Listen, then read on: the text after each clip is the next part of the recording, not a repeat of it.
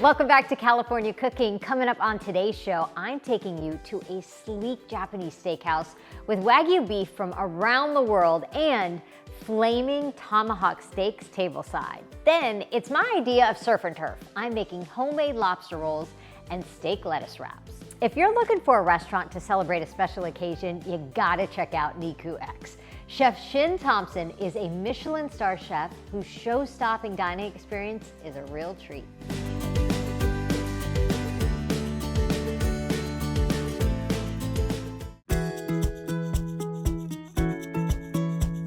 Hello, Chef. How are you? I'm great. How are you? Good. What a view you have up here. It's lovely. Thank you. It's an amazing space. I mean, it's very kind of industrial, loft-like. It's a large space. We have 160 seats or so. We focus on Japanese yakiniku, but in a contemporary style. I'm familiar with yakitori, but not as much yakiniku. Right. So yakiniku is basically the Japanese barbecue. Yeah. So yaki means to grill, and niku is just meat. Okay. So literally translates to grilled meat. Okay. We like to get creative with different sauces, using not only Japanese ingredients, but really ingredients from all around the world based on my past experiences. What are your past experiences? Where have you traveled? Where have you been? Where are you from? Interestingly, my dad worked for United Airlines. Really? And so as a young kid, I kind of traveled all around. The perks. Yeah, I traveled all around the world, all over Europe, all over Asia. And we would just eat great food and learn about different cultures. Yeah. And my mother's Japanese. Okay. And so for a lot of traveling, our travels would start in Japan, and Okay. then we would kind of branch out into different countries in Asia. So Did you grow up here? Were you I based out of here? I grew up in Chicago. Okay. So been in LA for about a year now. Yeah. What made you decide to kind of go this route with this restaurant? I love meat, and Wagyu is like kind of the pinnacle of meat. Yes. So our restaurant focuses on Wagyu, different cuts of Wagyu from all around the world. So Yeah. it includes domestic, it includes Australia, and of course Japan, which is the leader in Wagyu. Okay, I walked in though and saw some very impressive refrigerators, I guess. Okay, tell me what's going on in there. So those are our dry agers. We have 6 dry age refrigerators Yeah. throughout the restaurant, and then we kind of use different dry aging techniques in order to enhance the flavor of our different cuts. Now there's one that is it coated in fat? Is it? Oh yeah, so that's a combination of butter and Butter? Wagyu fat. You're kidding. So we actually render down Wagyu No fat, way. and then we whip it together with butter, and then we coat the entire cut and then dry age it that way for about 45 days. The butter version is a little more finessed. It's not as potent on the Okay. dry aged flavor, but we can also go for longer periods of time with the butter since it is protected. As I walked around the restaurant, you have tables like these, and then you have little rooms, it looks like, right? This section of the dining room is the only section where we don't have the yakiniku grills. Okay. So all the other tables, we have tableside grills so that our servers are explaining and cooking each cut as we go. And so we have tasting menus and we have a la carte menus, but they're all based around these different Wagyu cuts. This room is kind of reserved for that tomahawk special. It's basically, we do a whole, what we call a ritual around the tomahawk. Yeah. And well, it's a dry aged, well, you can get it fresh as well, but large piece of tomahawk. It tastes really great. Yeah. And then we hang it, we light it on fire with whiskey. Do you? And That's a it's- showstopper Yeah, of so a dish. people really enjoy that presentation, and they come in just for that. That's amazing. Dinner and a show right there. Awesome. This is an impressive setup right here. What's going on? Well, I'm gonna present to you our tomahawk service. This is a 44-ounce Masami Ranch dry-aged tomahawk. It's been dry-aged for about 45 days. I will perform a little ritual for you. I love that. In the pot, I have some special herbs, some garlic, some ginger, some thyme, sage, and some salt.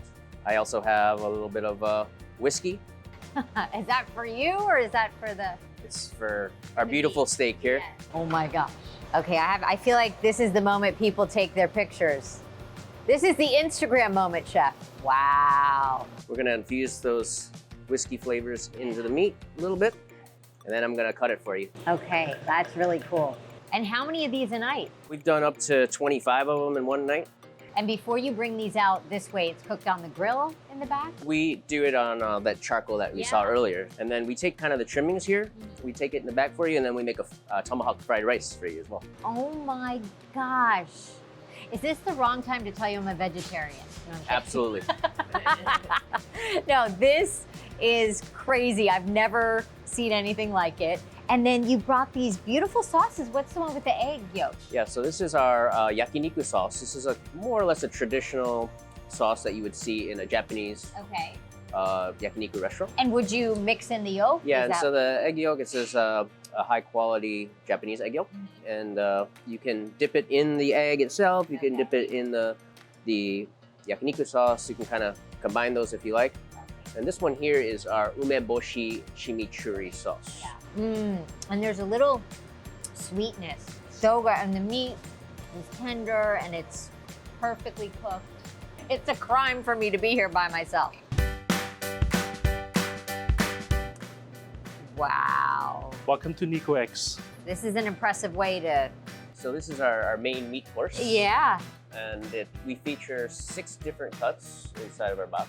And I love there's little signs so it lets the diner know. Yeah, so this is kind of a traditional way to present yakiniku in high-end Japanese restaurants. We have these little wooden tags that tell you the cut of each meat.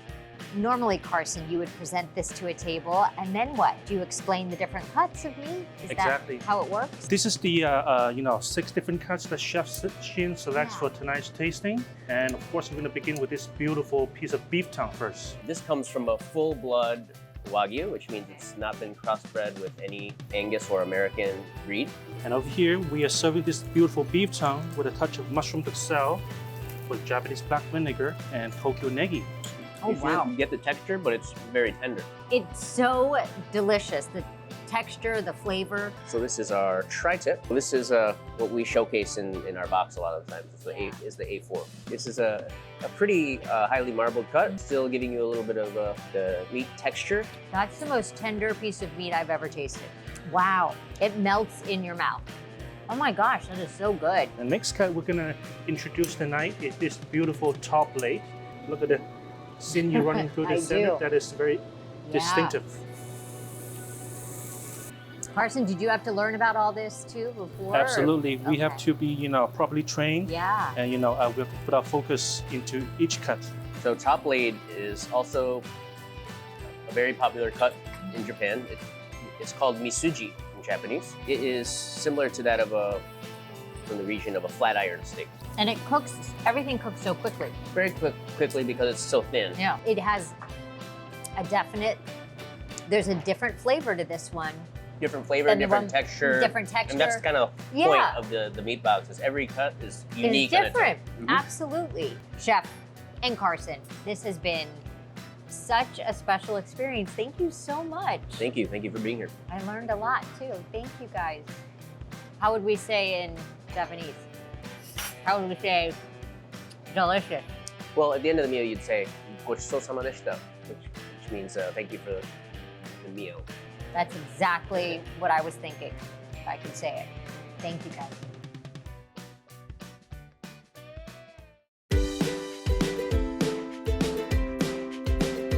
Coming up, more steak, please. I'm grilling up New York strip lettuce wraps. Then it's the closest I'm gonna get to Maine this summer. I'll show you how I put together my homemade lobster rolls.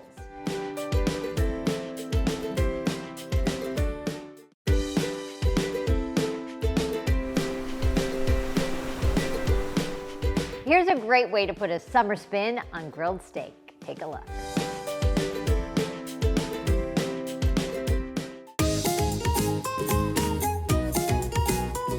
Today's recipe, I think, is perfect for the warmer months. You want something a little bit lighter, but it's still steak, so you don't feel like you're missing out on anything. And instead of a steak and potatoes dinner, this is going to be a marinated steak wrapped in lettuce. Like a lettuce wrap, and you fill it with all kinds of good stuff. So you could do any kind of steak you like. You could do filet mignon, you could do flank steak, strip steak, and that's what this is, a New York strip. And the thing about, I think, serving it this way, like a lettuce wrap, this piece of meat, that could serve many people because you'll have something else on the side. So I think this size strip steak, I think it's a pound, you'll get several lettuce wraps out of that. So it kind of stretches your buck. The first thing you want to do is you want to marinate your steak. I think if you could marinate it overnight, that would be best. If you could give it a couple hours. We're gonna have to pretend because I didn't marinate mine overnight, but I'm gonna show you what I would do if I had a little more time. But if you don't, it's still better than nothing. So first thing, we're gonna get a lot of fresh grated garlic in here because you want this to be highly seasoned. I mean, at least 3 cloves of garlic, maybe more. But I'm thinking kind of Asian flavors. I'm gonna do, I love coconut aminos, which is something I've really only used, I think, the last couple years, but it is a lot of times an alternative to soy sauce, but it has the flavor of coconut, so it adds a little bit of sweetness, which is kind of nice when you're cooking up or grilling up meat. So a few cloves of garlic, some ginger, a lot of fresh ginger. The easiest way really to get ginger going is with a spoon. The peel comes off pretty easy if you just take a spoon and you scrape it. And that's the quickest way without wasting too much to get the peel off. So you're gonna grate up a lot of ginger. Squeeze of lime, coconut aminos going in. It's not as salty as soy sauce. I know! Worcestershire, which is always good with meat, and sesame oil. Hit it with some sesame oil, maybe a little bit of sriracha. This is where you just start throwing in stuff. A touch of brown sugar, because the brown sugar is gonna caramelize the meat. So basically, at this point, clean hands, and you just kind of do this a couple times. Get it going in there. Get it all coated in all the flavors. Like I said, that would be best if you could marinate that for several hours. If you can't, it's okay, it'll still get some of the flavoring. So we'll put that in the fridge for a sec. While our steak is marinating, I'm gonna make a tray of different toppings that you could put on top of your lettuce wrap. So I've got some shredded carrots that were already pre-shredded, easy enough. A bunch of lettuce cups. So this is like a kind of a red leaf romaine, I think, which is a little larger, but you want a nice big platter and kind of pile everything up so you can, and it's kind of fun. I love an interactive meal where people can make their own. I think some cucumber would be nice. Let's see, maybe I'll do sticks. Beautiful green onion. I'm going to grill these actually with the steak. But what I'm gonna do is I'm gonna, I think just cut them in half actually, like that. And I'm gonna cook those so they get a nice little char on them. I think fresh herbs would be nice. So I have some mint, some fresh mint, and I have some fresh basil, some radishes. So we've got our toppings ready to go. Let's grill up our steak. Okay, we got a screaming hot grill pan. This would be great to grill outside too. Some coconut oil, and here goes our marinated steak. You want the sizzle, you want some grill marks, and then I put our green onion in the marinade as well. I'm gonna put those back here, get a nice char. Okay, our green onions, nice and charred, and then let's see what the steak's doing. Nice, look at the grill marks. Beautiful. Flip to the other side. Gorgeous. Oh my gosh, it smells like an outdoor barbecue in here. Worth all the smoke. Our steak has rested about 20 minutes, covered it in foil, and that's just that moment for the juice to get back into the steak, because if you were to cut it when it's hot, you lose all the juice. It smells so good, the marinade, and we've got our gorgeous grilled green onions. I'm gonna put those right there. Let's cut our steak. So you wanna go against the grain. Moment of truth, right?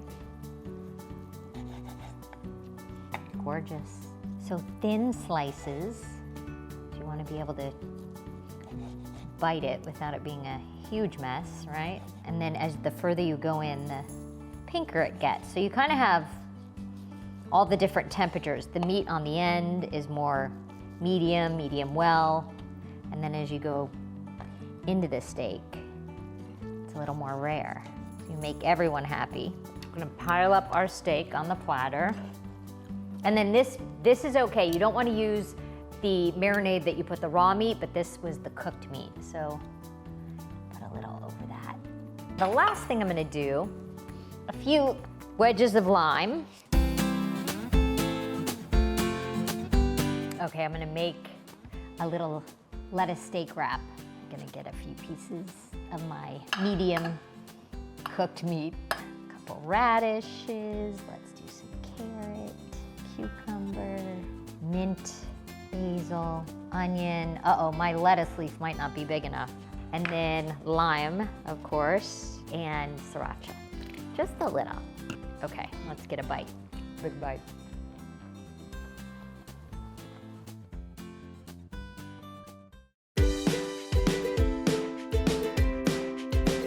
Coming up, nothing says summertime like a lobster roll. I'm showing you how I like to serve mine. That's coming up next.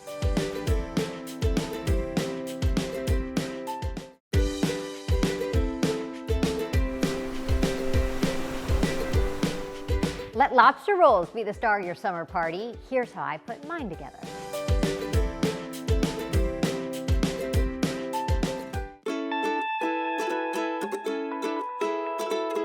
Recently we had a party here and we made lobster rolls and they were a huge hit, and I initially thought that was too kind of fancy and difficult to do because I don't really know much about cooking lobster, but it was really easy. You get lobster tails, which I have boiling 6 to 8 minutes, so super quick in salted water, and then you just, the hard part, remove the lobster from the shell. So that will be the hard part. So initially I thought, lobster rolls, that's gonna be a really pricey thing. And yes, lobster is pricey, but you can really stretch your dollar when it comes to lobster when you put it into the good old-fashioned hot dog bun. And I know New Englanders like the split top, and trust me, they do sell them, and they were sold out. So I just had to get your plain old hot dog bun. So this will do.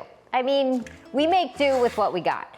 So these are brioche little hot dog buns. I'm gonna split them open, and I'm gonna toast the inside, because I like it when it's got that little bit of toastiness for the lobster.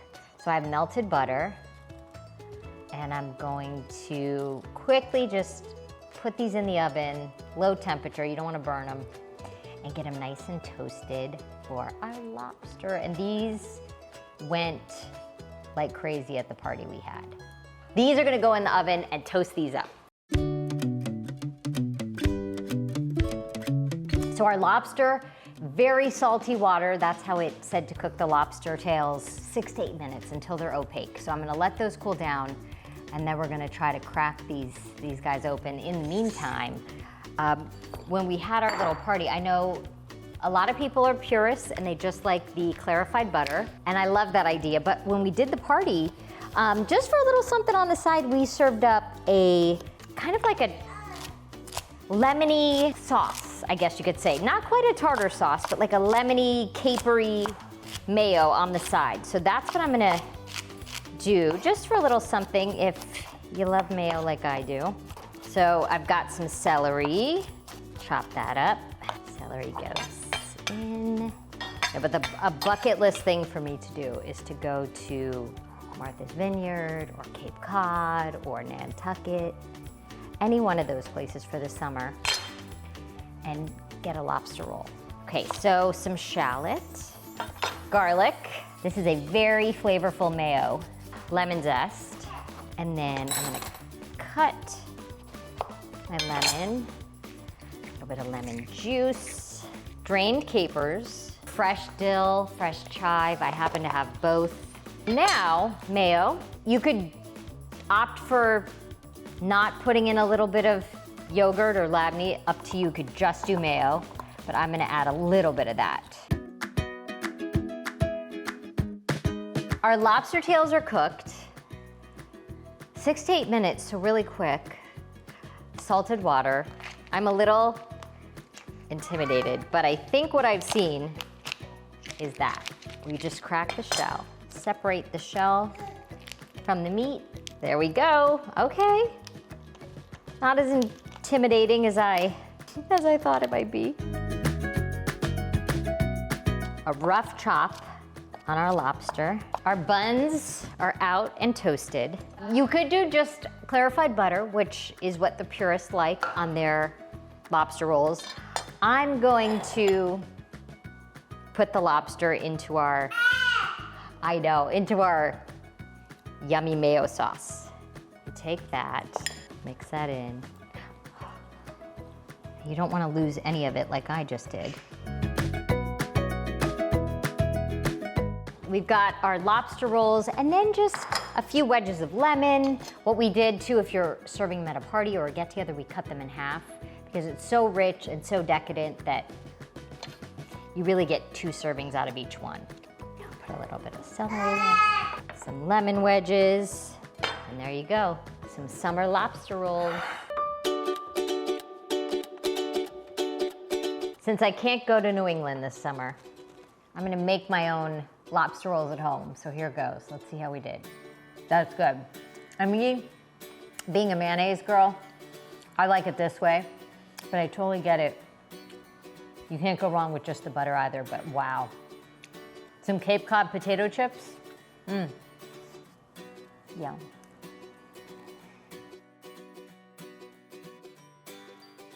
For all the recipes we featured in today's show, you can follow us on Instagram at KTLA California Cooking. Well, that does it for us. Thank you guys for watching, and we'll see you next time.